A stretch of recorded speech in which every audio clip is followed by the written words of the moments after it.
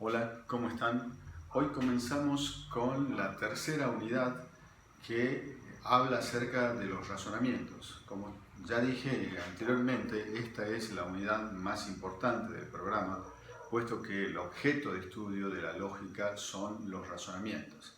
Atrás mío hay un cuadro en el cual se dan algunas de las características acerca de los razonamientos, tanto inductivos como deductivos. Nosotros haremos hincapié en los razonamientos deductivos en este curso, y además de ustedes están los perros que están ladrando y que nos acompañan siempre en nuestros videos. Bueno, independientemente de eso, retomo la idea, es decir, nosotros nos ocuparemos en este curso de los razonamientos deductivos, por lo menos en esta unidad y en las que le siguen. Sin embargo, es muy interesante que podamos hablar algo acerca de los razonamientos inductivos. Entonces, nosotros podemos clasificar en dos tipos de razonamiento, los inductivos y los razonamientos deductivos. Hay diferentes tipos de razonamientos inductivos. Los primeros, los más conocidos, son por enumeración simple. ¿Qué significa eso? Bueno, nosotros lo utilizamos en la vida diaria, constantemente. Por ejemplo, ¿cómo llegamos a la conclusión de que todos los tucumanos son tal cosa, como todos los jugadores de fútbol, todos los santiagueños son tal otra cosa? Proferimos algo acerca de la clase de los tucumanos, acerca de la clase de los santiagueños, de los argentinos, etcétera, etcétera, etcétera. Hay miles de ejemplos. Bien, inferimos eso a partir de unos casos particulares. Por ejemplo, ustedes que son estudiantes, algunos que vienen de otras provincias, dicen, los tucumanos, conocí un tucumano y es así. Y además otro de ellos también es así y otro de ellos también es así. Por lo tanto, todos los tucumanos son tal cosa. Bien, es un mal razonamiento, pero se lo utiliza bastante, inclusive se lo utiliza dentro del ámbito de la ciencia, claro que con, digamos, ciertos requisitos mucho más rigurosos. Pero en la mayoría de los casos, que nosotros hacemos conclusiones, lo hacemos a partir de un número pequeño de casos particulares. Ese es el famoso razonamiento inductivo por enumeración simple. También está el segundo que tenemos acá, está el silogismo inductivo. El silogismo inductivo que nos dice, supongamos, el 90% de la clase de los mamíferos tiene tales características.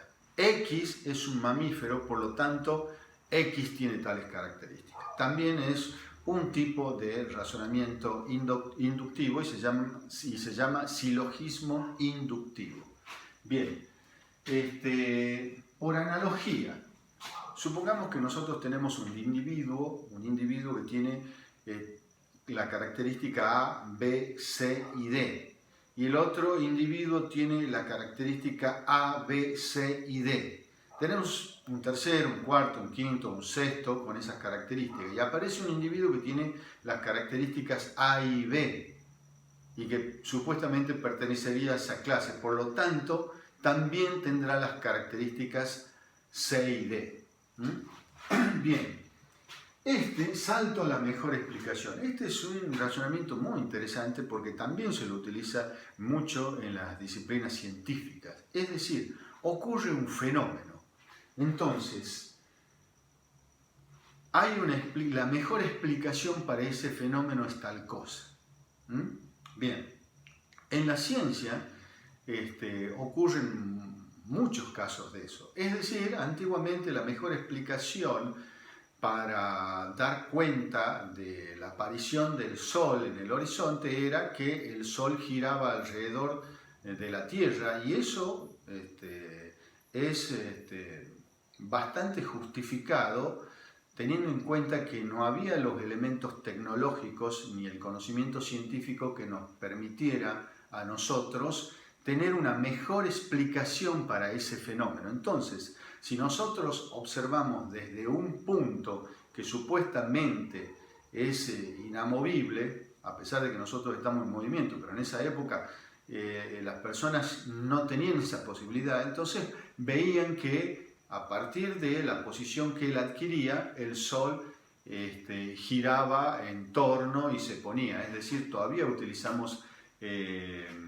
expresiones tales como el poniente o el saliente, es decir, a dónde sale el sol, a dónde se pone el sol, etcétera, etcétera. Y cuando algunas veces vamos a algunos lugares, dice, fuimos a ver la puesta del sol. Pero en realidad no es la puesta del sol, porque los que nos movemos alrededor del sol somos nosotros, y con ciertas características también mucho más importantes que acá no son relevantes para la explicación. Pero ustedes podrían hacer el ejercicio de pensar cuántas veces hay un determinado fenómeno y existen diferentes explicaciones. Hay algunas explicaciones que son muy absurdas, pero bueno, las críticas las dejaremos para otro momento. Bien, y los razonamientos confirmativos. Estos razonamientos confirmativos también son interesantes en el ámbito de la ciencia y se lo han analizado bastante. Uno de ellos fue Karl Popper, que analizó este razonamiento y que, si bien es un razonamiento falaz desde el punto de vista deductivo, se lo usa mucho en la ciencia. Por ejemplo, supongamos, yo tengo una hipótesis y la supongo que es verdadera. Recuerdo que el ejemplo que daba Popper era el siguiente. Supongamos que la hipótesis es la siguiente: todos los cisnes son blancos, todos los cisnes son blancos. A partir de esa hipótesis se esperan ciertas consecuencias observacionales. ¿Y cuál es esa consecuencia observacional? De que cada vez que veamos un cisne, ese cisne sea blanco. ¿Sí? Ahora bien, tenemos la oportunidad de ver algunos cisnes, 1, 10, 1000, 1500, etcétera, etcétera, y lo vemos que son blancos, por lo tanto se confirma esa hipótesis. Bien. Para el razonamiento deductivo, bueno, eso encierra una falacia, pero sin embargo, desde el punto de vista inductivo, es un razonamiento que puede ser en algunas veces utilizable bajo ciertas restricciones, pero no deja de ser un razonamiento interesante y de desarrollar. Bien, con eso acabamos muy rápidamente de hablar acerca de los razonamientos inductivos. Y después, por supuesto, están los razonamientos deductivos, que, como ya analizamos anteriormente, habíamos dado ciertas explicaciones en los primeros videos. Decíamos que el razonamiento deductivo son aquellos cuya conclusión se sigue necesariamente de las premisas y se clasificaban en válidos e inválidos. Entonces, desde el punto de vista sintáctico, esa es una definición del razonamiento. Es decir, un razonamiento válido desde el punto de vista sintáctico es aquel cuya conclusión se sigue con necesidad de las premisas. Desde una perspectiva semántica, podemos aportar algo con respecto a los razonamientos deductivos diciendo lo siguiente: un razonamiento deductivo válido con premisas verdaderas tiene la conclusión necesariamente verdadera.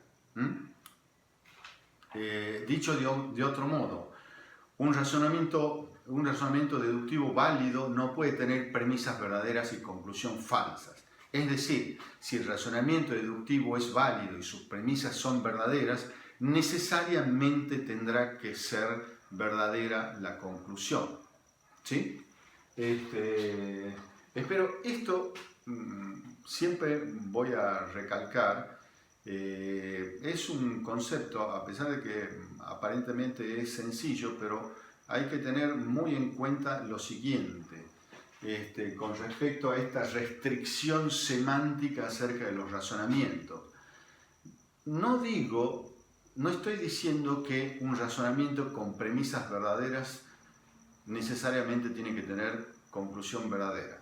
Lo que estoy diciendo es que un razonamiento válido con premisas verdaderas necesariamente tendrá conclusión verdadera. Dicho de otro modo, un razonamiento válido desde el punto de vista deductivo con premisas verdaderas, es imposible que tenga una conclusión falsa. Bien, espero que estos elementos conceptuales estén claros. Ustedes pueden seguir leyendo los textos, pero estaría conforme con que les haya quedado muy claro este cuadro que acabamos de analizar. Y lo que les propongo es a ustedes que hagan el ejercicio de encontrar ejemplos de razonamientos inductivos de cada uno de los tipos de razonamientos inductivos. Bien, eso es todo por hoy y espero que nos encontremos en un nuevo video. Muchas gracias.